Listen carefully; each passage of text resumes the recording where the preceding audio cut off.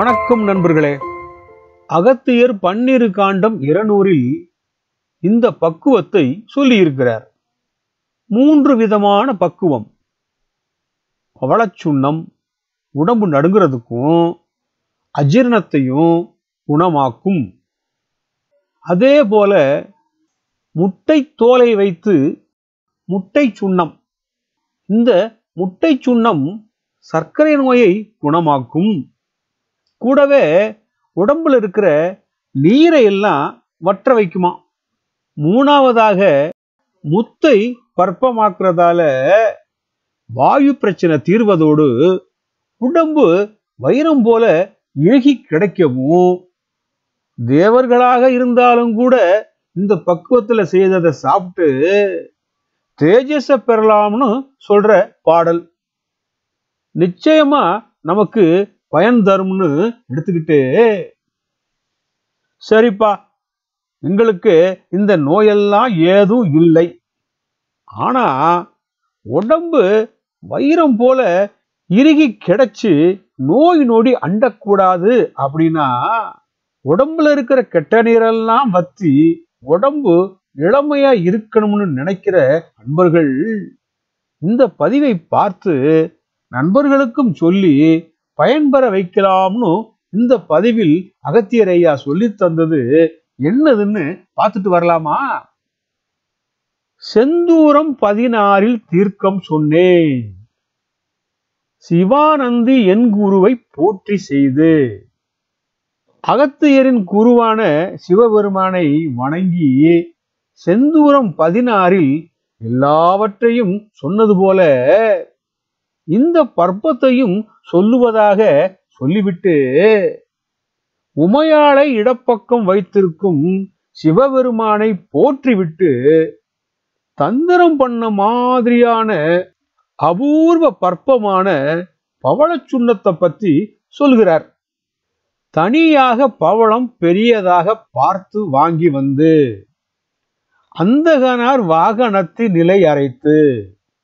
அந்தகனார் வாகனத்தி இலை அப்படின்னா அகத்தி இலைய பசுமாட்டுக்கு கொடுக்கிற மாதிரியே எருமை மாட்டுக்கும் மகம் நட்சத்திரத்துல மகம் நட்சத்திரம் வர்ற நாட்கள்ல கொடுத்தா மரண பயமோ விபத்து பயமோ இருக்காது, விபத்துகளும் நடக்காதுன்னு சொல்றத கேள்விப்பட்டிருக்கலாம்.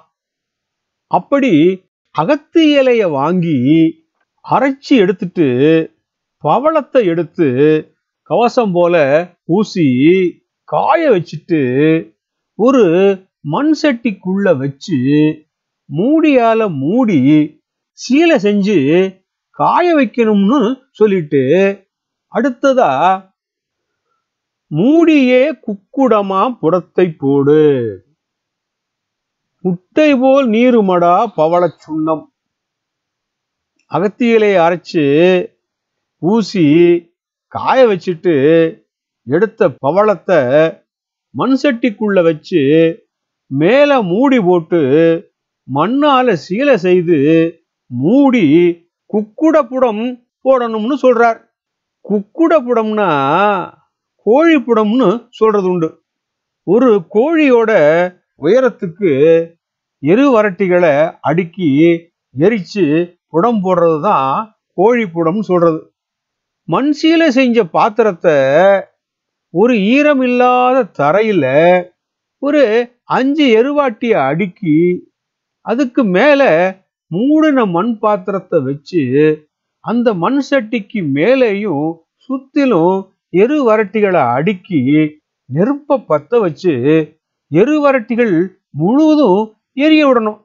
எருவரட்டிகள் எல்லாம் எரிஞ்சு சாம்பலானதும் ஆறுன பிறகு மண் சட்டிய எடுத்து திறந்து பார்த்தா உள்ள வச்சிருந்த அகத்தியிலையை அரைச்சு பூசின பவளம் நல்லா வெந்து முட்டை போல வெண்மையா நீறி போயிருக்கும்னோ, அந்த பவளச்சுண்ணத்தை எடுத்து பத்திரமா வச்சிட்டு கொழிஞ்சி இலை, தும்ப இலை, பெரண்டை, சாரணை இலை, சிறுமுருங்கை இது மாதிரி 5 விதமான இலைகள்ல கூட ஏதாவது ஒரு இலையை எடுத்துட்டு தண்ணீர்ல போட்டு கொதிக்க வச்சு கஷாயமா செய்யறப்போ கூடவே இந்த பவள சுண்ணத்தையும் 1 கிராம் அளவுக்கு சேர்த்து கலக்கி தொடர்ந்து 21 நாளைக்கோ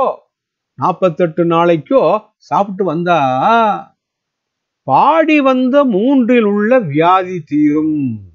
பாடி வந்த 3 உள்ள வியாதினா வாதம், பித்தம், கபம் போன்ற கொடுமைப்படுத்துகிற வியாதிகள்லாம் ஓடியே போகும்னோ, எதையும் சாப்பிட்டா ஜீரணமாகாம வாயு பிரச்சனையா வந்திருக்கிறதெல்லாம் தீர்ந்துடும்னோ, உடம்பெல்லாம் நடுங்கிக்கிட்டே இருந்துகிட்டு கையும் காலும் நடுங்கிறத கூட இது குணமாக்கும்னு சொல்லிட்டு முட்டை தோலை நீற்றி சுண்ணம் செய்யறத பத்தி சொல்றார்.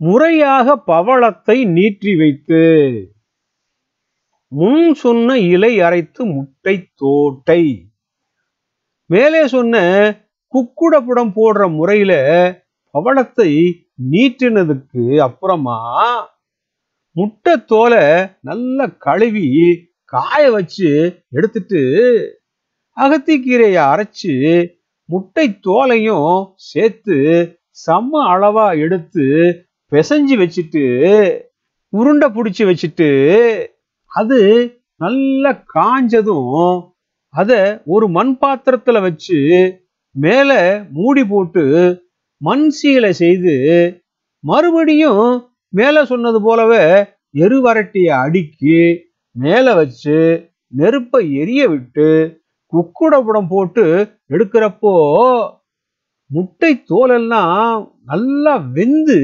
நீறி போய் பொடி பொடியாகிற மாதிரி கிடைக்குமா.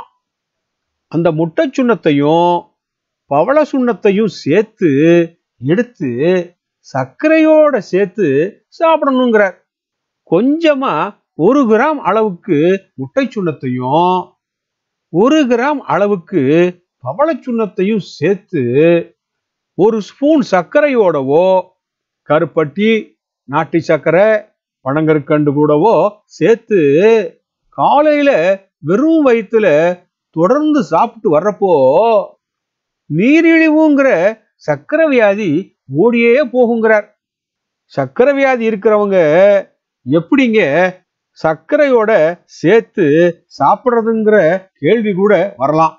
உடம்பு சூட்டுனால மூத்திரம் கடுக்கிறப்போ கால் பெருவிரல்கள்ல ஈர சுண்ணாம்ப குழைச்சி வச்சுக்கிட்டா மூத்திரம் கடுக்கிறது நின்னுடுங்கிறது வீட்டு வைத்தியம் மாதிரி சூட்டுக்கு சூடு. அதுபோல சர்க்கரைக்கு சர்க்கரையா கூட இருக்கலாம் இல்லையா.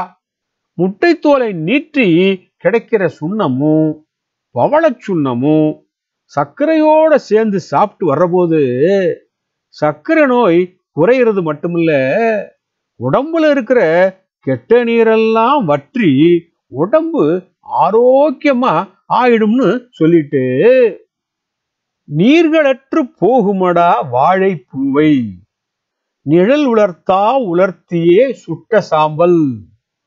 உடம்புல நீர் வத்தி போயிடும்னு சொன்னது போல வாழைப்பூவை எடுத்து தனித்தனியே உரிச்சு நிழல்ல வச்சு காய வச்சுட்டு நல்லா காஞ்சதும் நெருப்புல எரிய விட்டு சாம்பலாக்கி எடுத்துட்டு அந்த வாழைப்பூ சாம்பலோட அகத்தி இலையோட சார விட்டு பிசைஞ்சு பருமுத்து மேல் பூசணுங்கிறார். நல்ல பெரிய முத்தா பார்த்து எடுத்து அந்த முத்துக்கு மேல கவசம் போல பூசி உருண்டையாக்கி நிழல்லையே காய வச்சு நல்லா காஞ்சதும் அந்த உருண்டைகளை எருவாட்டிகளை அடுக்கி அதற்கு மேல வச்சு மேலேயும் எருவாட்டிகளை அடுக்கி நெருப்பை எரிய விட்டு புடம் போடணும்னு சொல்றார்.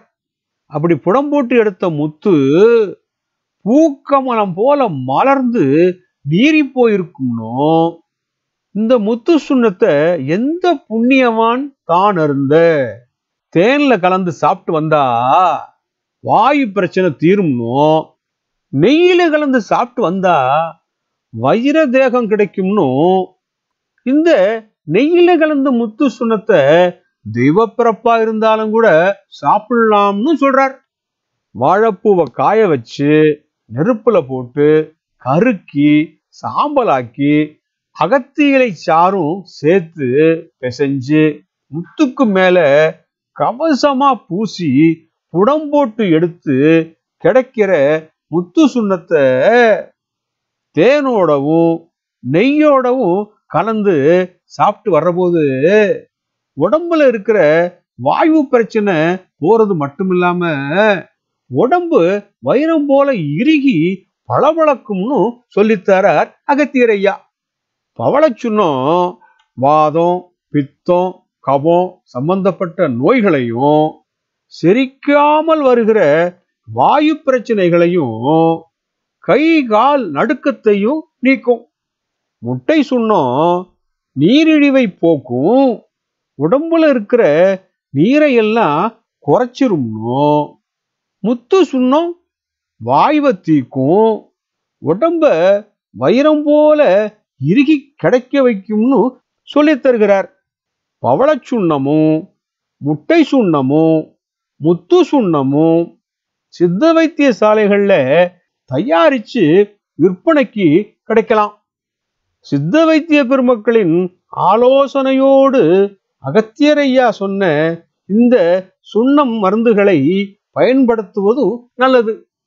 அகத்தியர் ஐயா சொல்லித்தந்த இந்த பக்குவம் நல்ல விஷயம் தானே. பதிவை பார்த்தவர்களுக்கும் பகிர்ந்தவர்களுக்கும் கோடானு கோடி நன்றிகள்.